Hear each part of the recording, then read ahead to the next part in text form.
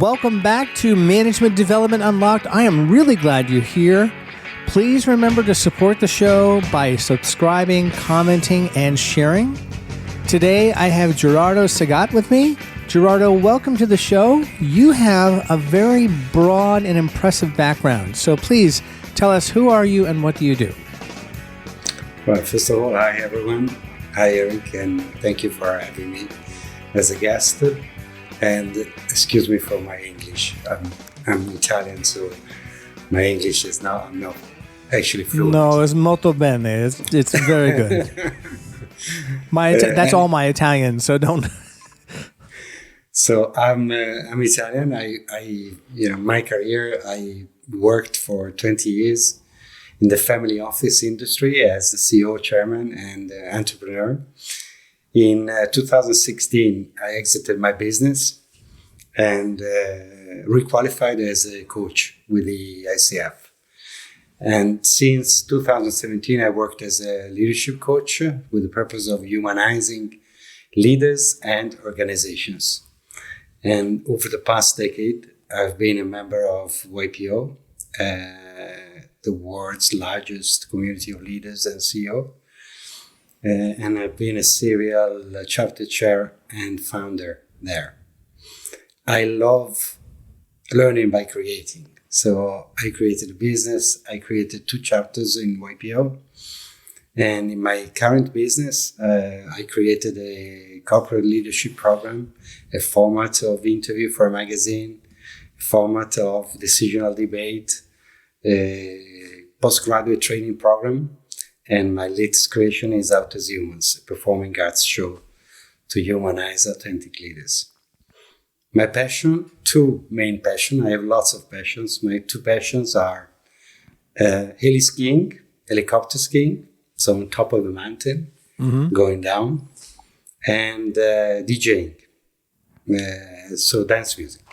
Mm-hmm.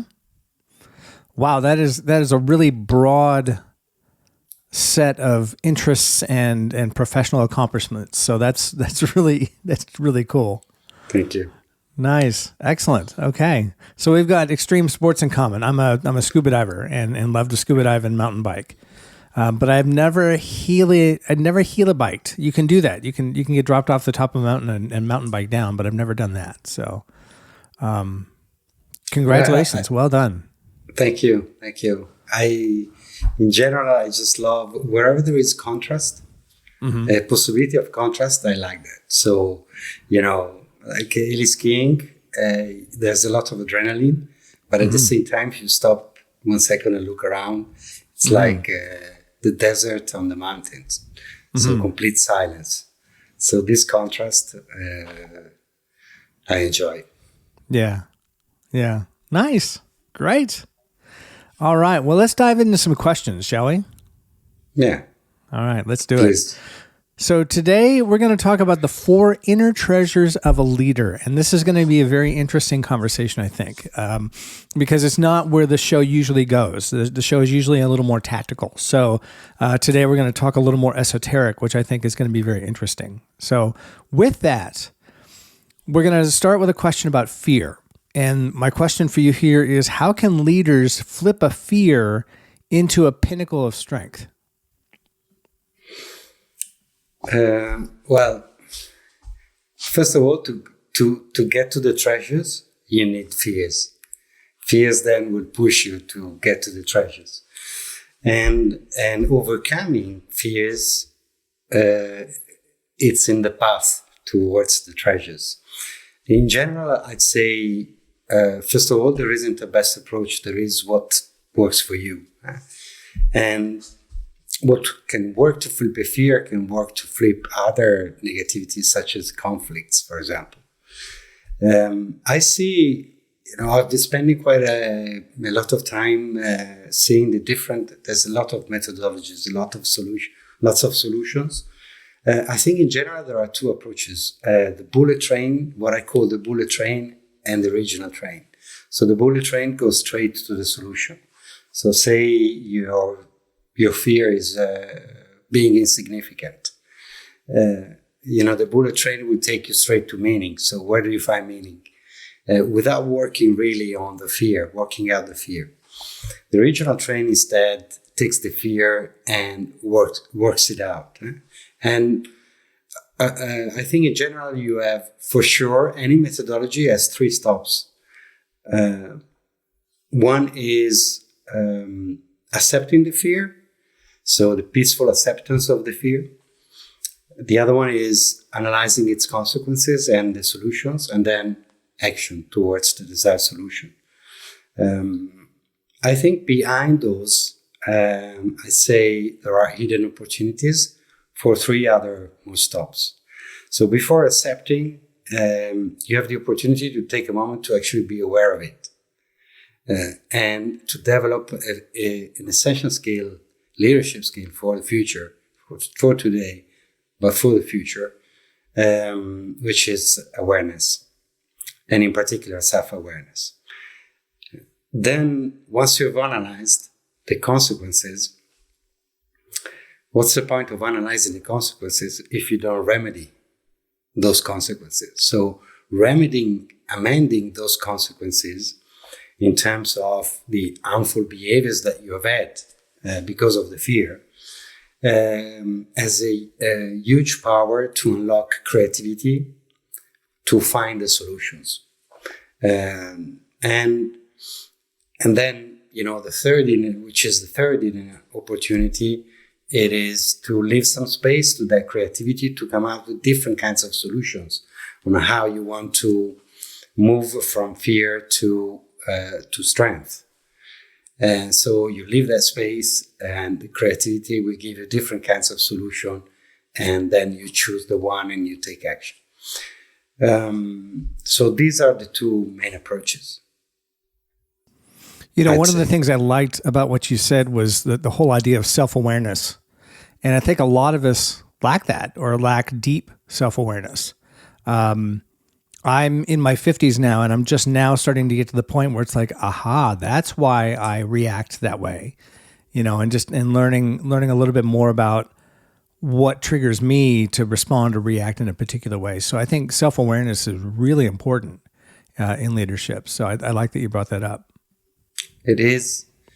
And, there's a nice story to understand the relevance of self-awareness, especially in the age of AI.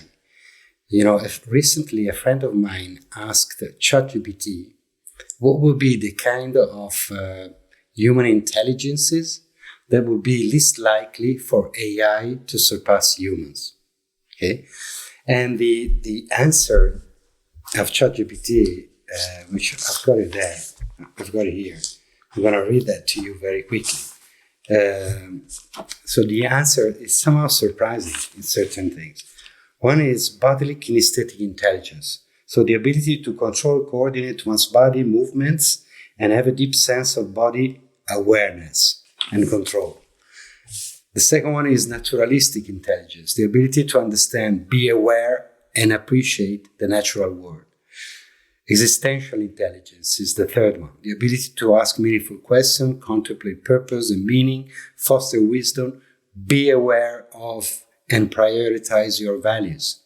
The fourth one is interpersonal intelligence, the ability to connect with others, understand yourself, so that, and the fifth one is intrapersonal intelligence, the ability to understand oneself, recognize one's own strengths and weaknesses, and reflect on one's own emotions and thoughts. So basically the last one, the definition of self-awareness. So, all these 5 kind of intelligence, there is the word awareness. Yeah. And those are things that right now ChatGPT doesn't think it can do yet today. Not yet. We'll see the direction it takes. The catchphrase I've been using lately is that AI can't out-human a human. And, my big focus is on empathy and management. And I don't think that a bot is going to ever achieve the level of empathy that a genuine human being sitting across from you looking into your eyes can. So I think that this is something that AI is not going to achieve. Well, there's a lot of work done on giving AI kind of emotional aspects. There's a lot of work happening. I'm not so sure that how long this effort will last, because I think the main choice is, everybody's concentrated on AI being, sustainable and, do something good for the future, for our future and the future of humans. So being servant to the humans, if you want. The reality is, what is the choice? Do we want AI to feel emotions? Or do we actually want AI not to go that way, but to, focus on certain tasks and really be helpful for other kind of tasks and leave emotions to humans? Yeah. So it's a conversation. Yeah, that'll be interesting to see how it shakes out. All right. Well, let's move on to my next question, which is, what's the impact of deep authenticity and human connection on a leader's behavior and performance? First of all, deep authenticity is really contagious, and it is accessible to anyone. It's more accessible than what your mind makes you think. Your mind is protecting, so it doesn't make you think that you can be, deeply authentic. But the reality is, I've experienced board meetings, virtual events, where people have shared their most intimate fragilities just after half an hour. And the key there is to create a safe space where people feel at ease to be themselves, take the mask on, and be who they are, including their vulnerabilities. And the way that you do it is, the most effective one is leading by example. So yourself, unleash your humanity, be authentic, be human, be vulnerable, and the people around you will do the same. Sooner or later, everyone with his rhythm. The impact, I'll start with the impact on the behavior, because then the impact on the behavior then makes the impact on the performance. The impact on the behavior is, I think, at least three main things: radical positivity, radical humanity, and radical clarity.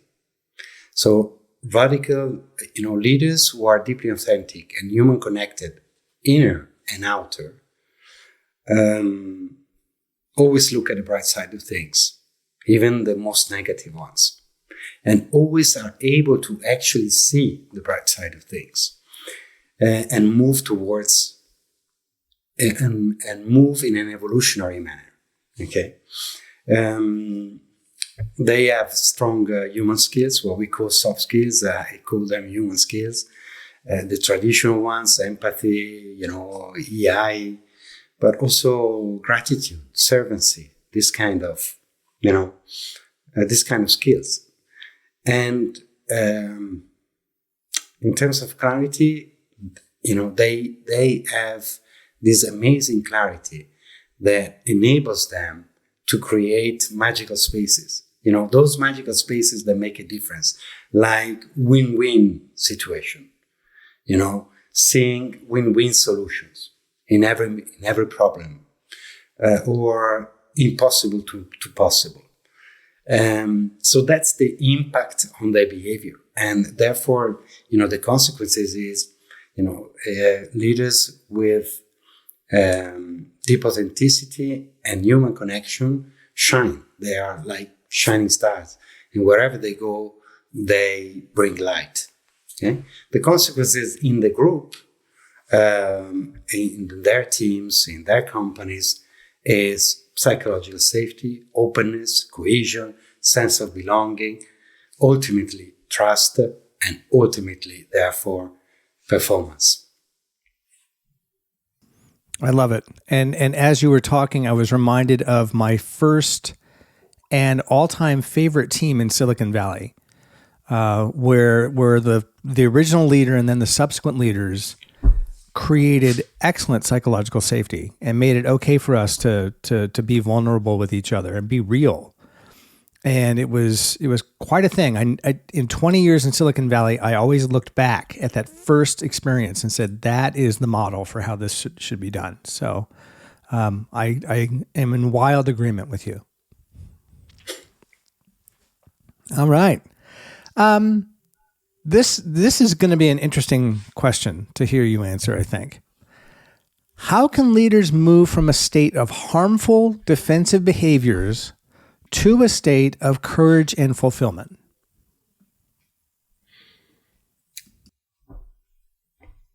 Well, say, let's be honest. I mean,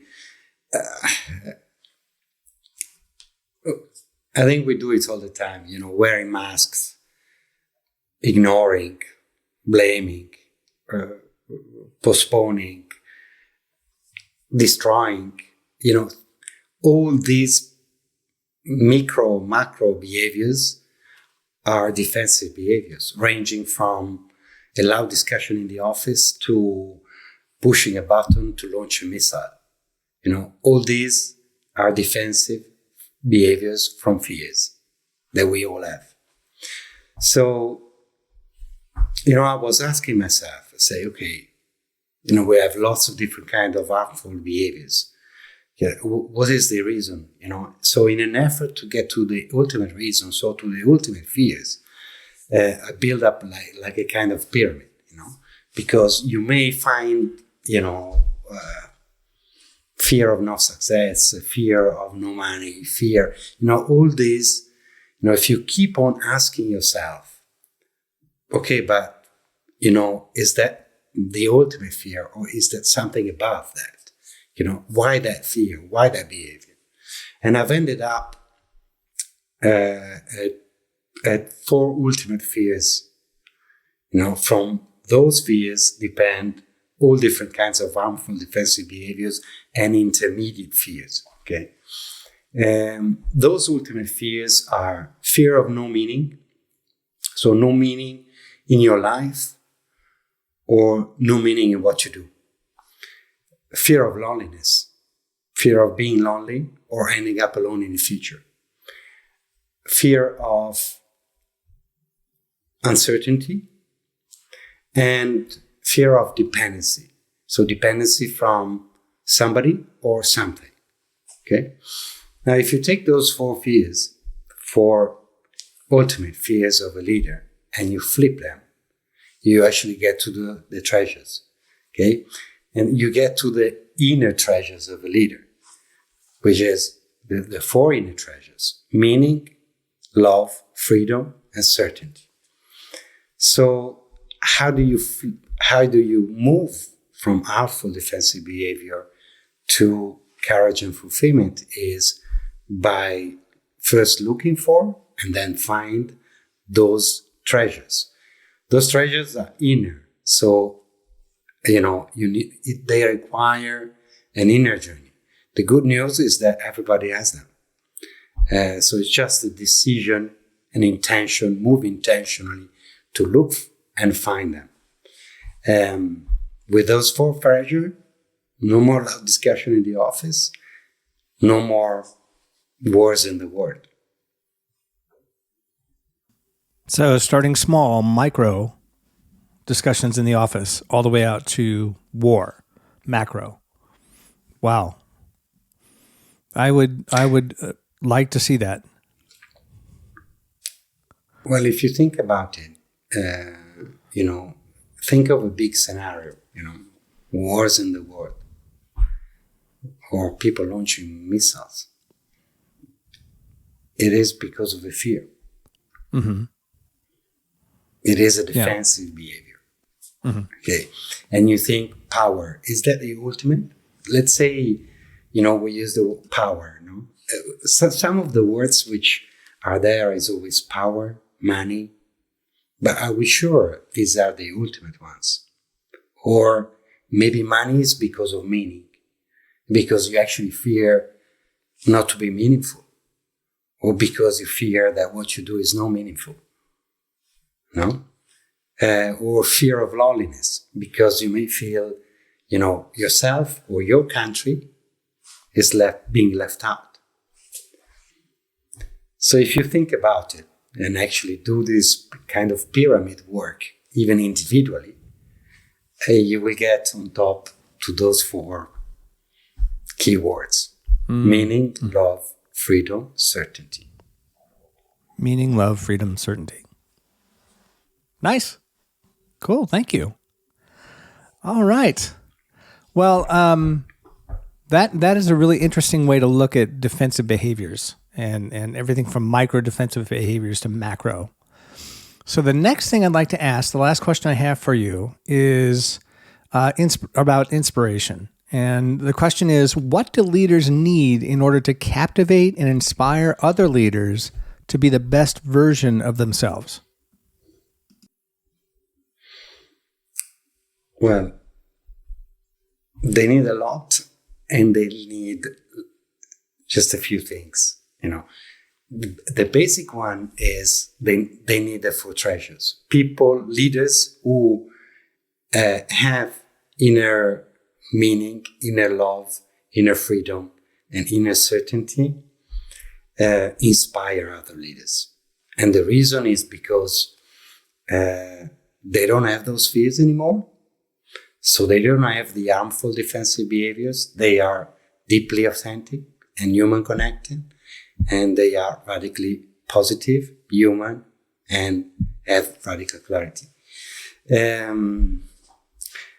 Now, if you say, okay, what do you need? What do you ultimately need? Is it the 4 treasures? In reality, those 4 treasures don't come they are inner. So what you actually need, and we go back to our first question, is self-awareness. Okay, once you have self-awareness, it means that you know yourself, you're conscious of yourself, you're aware of yourself. It means you've done an inner journey, and therefore you give yourself a chance to find those inner treasures. But if you stand there and say, okay, so is it self-awareness what we actually ultimately need? I'd say to be aware, to be conscious, to know yourself, you need contact with yourself. You need connection with yourself. Okay, so ultimately what is needed is that you are connected with your human being. And I say,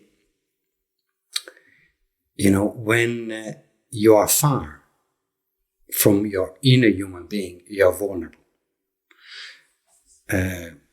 You try to protect yourself. You close yourself. You can't even see yourself or anyone else.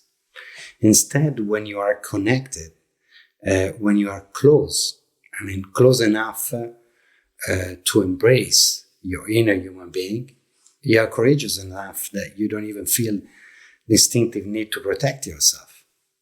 You open up naturally to others, to yourself, and to others in both private and professional life. Yeah. All right. Well, that's a great way to end this segment of the show with this whole idea of connection and vulnerability. So with that, I'd like to transition and talk a little bit about you. And I understand you've got a live performing arts show coming. So tell us about that. Well, I thought, the activity I do as a coach is with the purpose of humanizing leaders and organization. And I thought I would give, more power to my activity if I mix my profession, coaching, and in particular the basic of coaching, powerful questioning, with performing arts, with the artistic element. So I created this show. It was my idea. Then I developed this idea with professionals of the theater industry. And it is a performing arts show that combines the two. So There are powerful questions, intimate, and there are performing arts, poetry, singing, dancing, different kinds of art, animation, etc. And it is available to companies, corporates, organizations, associations, leadership association. And the purpose is really to humanize, to bring out the human being of leaders, and to, as a group, create an experience that would boost, cohesion, trust, openness, and psychological safety in the group. Excellent. That sounds cool. Right on. Well, if somebody wanted to experience the show, where would they go? Well, they can contact me. I'm on LinkedIn, linkedin.com/Gerardo Segat, or they can visit my website, gerardosegat.com, and there they will find all the information. Perfect. All right. Excellent. Well, with that, Gerardo, thank you so much. I really enjoyed our conversation. It was very different than usual, so I appreciate it very much. Thanks for listening. Please subscribe, comment, share, and connect with me on LinkedIn, Eric P. Gerard on LinkedIn. Pick up my new book, Lead Like a Pro, The Essential Guide for New Managers, available on Amazon, and we will catch you on the next one. Bye-bye.